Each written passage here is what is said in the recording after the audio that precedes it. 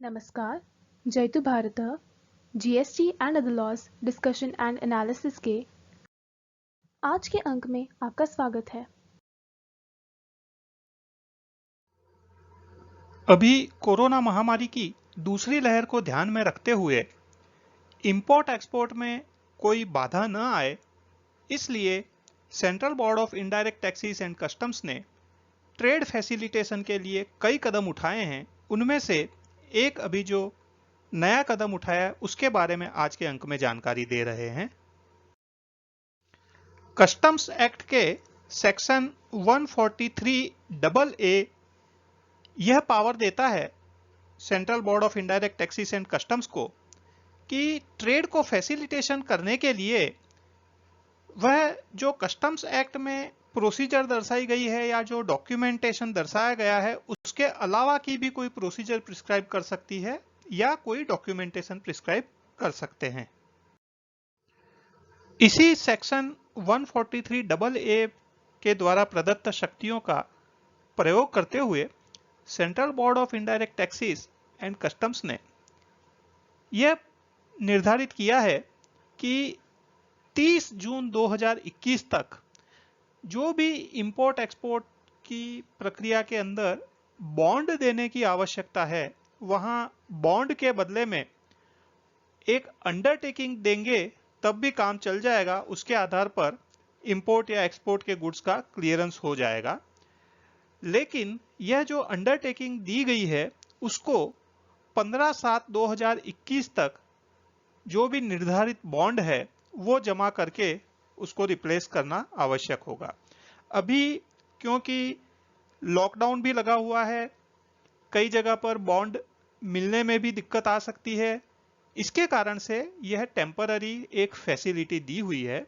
और जो पिछले साल लॉकडाउन के समय सर्कुलर नंबर 17/2020 कस्टम्स के द्वारा ऐसा ही जो रिलैक्सेशन दिया था, उसमें जो कंडीशंस दर्शाई गई है वो अभी जो ये नया सर्कुलर जारी किया गया है 9/2021 दिनांक 8 मई 2021 उसके लिए भी लागू रहेगी।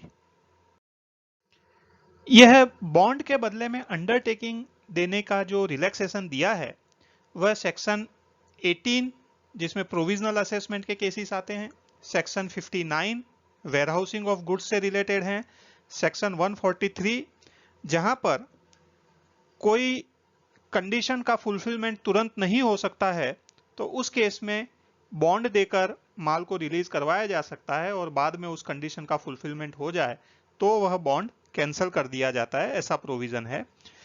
इन सेक्शंस के अंतर्गत जो भी कार्य होते हैं उनके लिए यह रिलैक्सेशन दिया गया है। साथ ही जो सेक्शन 25 के अंतर्गत नोटिफिकेशन इश्यू किए जाते हैं जिसमें कस्टम ड्यूटी में से एग्जम्पशन दिया जाता है, कई केसेस में एंड यूज की कंडीशन रखी जाती है या अन्य कोई कंडीशन रखी जाती है जहां पर भी बॉन्ड देना आवश्यक होता है, तो उन सभी केसेस के लिए यह रिलैक्सेशन दिया गया है।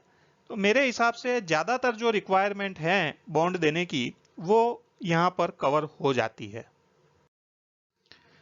यह लास्ट ईयर के सर्कुलर नंबर 17/2020 के अंदर जो डेट दी गई थी लॉकडाउन के पीरियड की उसे भी बाद में बढ़ाया गया था। अभी हमारे लिए इंपॉर्टेंट है कि यह जो रिलैक्सेशन दिया गया है वह 30 जून 2021 तक के लिए दिया गया है और 15 जुलाई तक हमें बॉन्ड प्रॉपरली सबमिट करके यह अंडरटेकिंग को रिप्लेस कर देना है। यह जो रिलैक्सेशन है बॉन्ड के बदले में अंडरटेकिंग देने का वह सभी इंपोर्टर एक्सपोर्टर के लिए लागू नहीं पड़ता, केवल जो निर्धारित की गई हुई कैटेगरीज के इंपोर्टर या एक्सपोर्टर है उन्हीं के लिए लागू पड़ता है। उनमें कौन कौन सी कैटेगरीज हैं यह हम देख लेते हैं। इसमें गवर्नमेंट या पब्लिक सेक्टर अंडरटेकिंग्स हैं जिसमें सेंट्रल गवर्नमेंट, स्टेट गवर्नमेंट या यूनियन टेरिटरीज गवर्नमेंट अथवा उनके एडमिनिस्ट्रेशन और उनकी अंडरटेकिंग्स ये सब आ जाती है। जो भी मैन्युफैक्चरर या एक्चुअल यूजर इंपोर्टर हैं वो आ जाते हैं। इस प्रकार से मैन्युफैक्चरर और एक्चुअल यूजर इंपोर्टर के केस में काफी बड़ी संख्या के इंपोर्टर इसके अंदर कवर्ड हो जाते हैं। ऑथोराइज्ड इकोनॉमिक ऑपरेटर्स को यह लाभ मिलेगा। जो भी स्टेटस होल्डर है, जो star export house, superstar export house, उनको भी यह लाभ मिलेगा।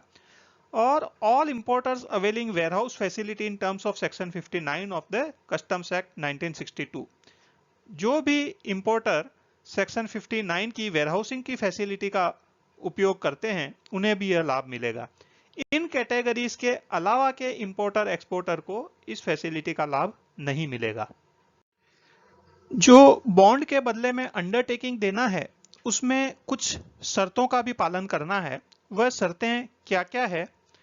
सबसे पहला तो जो अंडरटेकिंग का कंटेंट है, अंडरटेकिंग पे जो हमको लिख के देना है वो कंटेंट बॉन्ड के कंटेंट के जैसा ही होना चाहिए।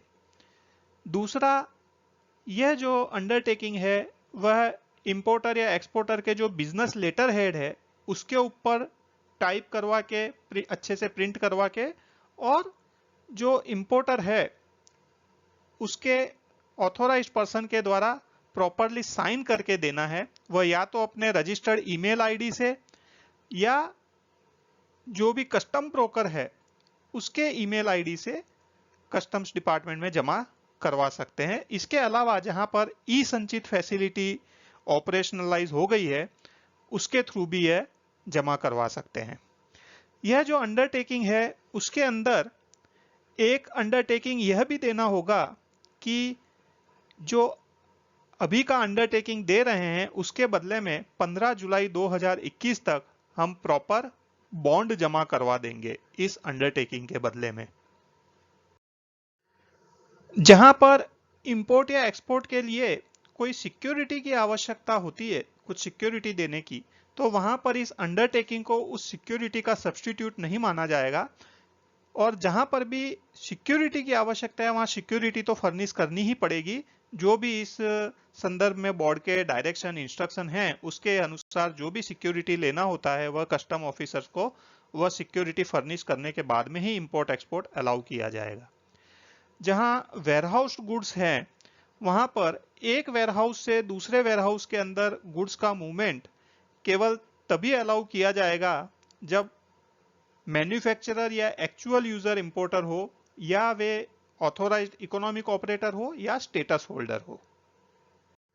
जो कुछ प्रोविजंस बताए जिनके लिए बोर्ड ने यह रिलैक्सेशन दिया है, उसके अलावा के किसी भी कैटेगरीज के लिए, कुछ किसी भी सेक्शन के लिए यदि बॉन्ड के बदले में अंडरटेकिंग देने का रिलैक्सेशन चाहिए तो जो भी इंपोर्टर या एक्सपोर्टर है वह जुरिस्डिक्शनल कमिश्नर के पास अपना रिक्वेस्ट कर सकता है। जुरिस्डिक्शनल कमिश्नर यह जो इंस्ट्रक्शन के अंदर सेफगार्ड्स और कंडीशन दर्शाई गई है उसके अलावा भी कुछ और नई कंडीशन इंपोज करके यह परमिशन यदि उसे उचित लगता है तो रिलैक्सेशन दे सकता है। इस प्रकार सरकार central board of indirect taxes and customs relaxation दे रहा है। हमें प्रक्रियाएं जो है, जो प्रोसीजर फॉलो करनी है वह तो फॉलो करनी ही है, लेकिन उसमें जो कुछ रिलैक्सेशन देकर भी यदि काम चल जाता है तो उस प्रकार से हमें काम करना है। यह देखिए, आप शादी के अंदर भी प्रोसीजर में रिलैक्सेशन का यूज कर रहे हैं।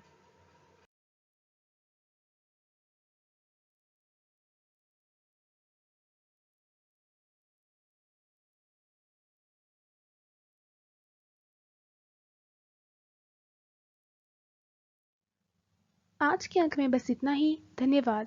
Please like, share and subscribe. आपको और किसी जीएस से रिलेटेड विषय पर जानकारी चाहिए विशेषतः तो कमेंट्स में लिख सकते हैं। जय हिंद।